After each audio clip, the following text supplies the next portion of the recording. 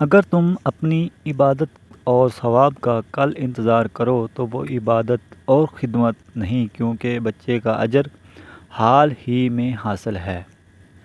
اللہ تعالیٰ کے نزدیک سب سے زیادہ مقبول وہ شخص ہے جو بار خلق کھینچے اور کھوئے خوش رکھے۔ کسی نے دریافت کیا کہ کسی طرح حق کو پہچاننا چاہیے۔ فرمایا، اندھا، بہرا اور لنگڑا بن کر۔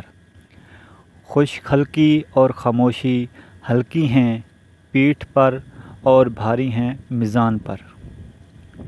کسی نے کہا، متکبر کس کو کہتے ہیں؟ فرمایا، جو شخص تمام عالم میں اپنے سے زیادہ کوئی چیز خبیث سمجھے۔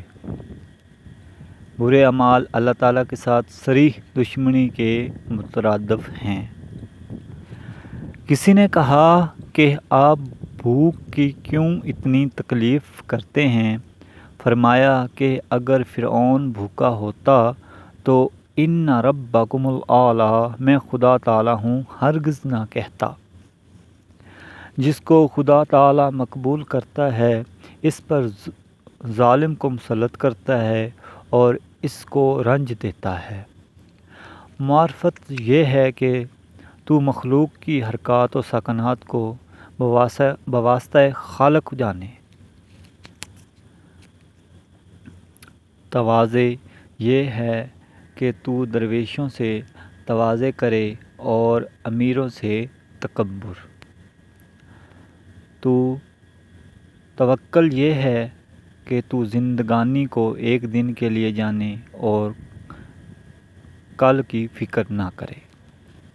وہ زمانہ غربت اسلام کا ہے جس میں علماء مفتون دنیا ہوں۔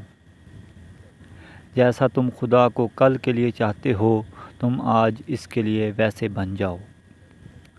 نیک بخت وہ ہے کہ نیکی کرے اور ڈرے، اور بدبخت وہ ہے بدی کرے اور مقبولیت کی امید رکھے۔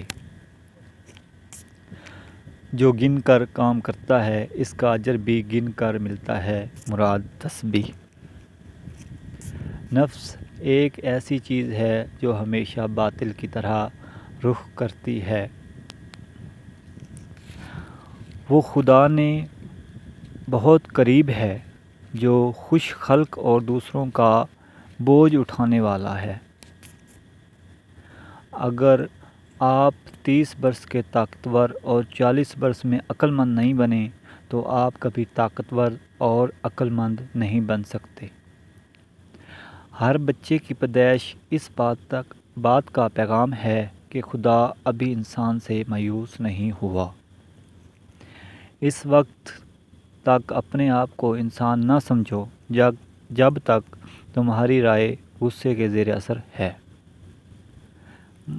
ملک ایک کھیتی ہے اور عدل اس کا پاسبان نہ ہو تو کھیتی اجڑ جاتی ہے۔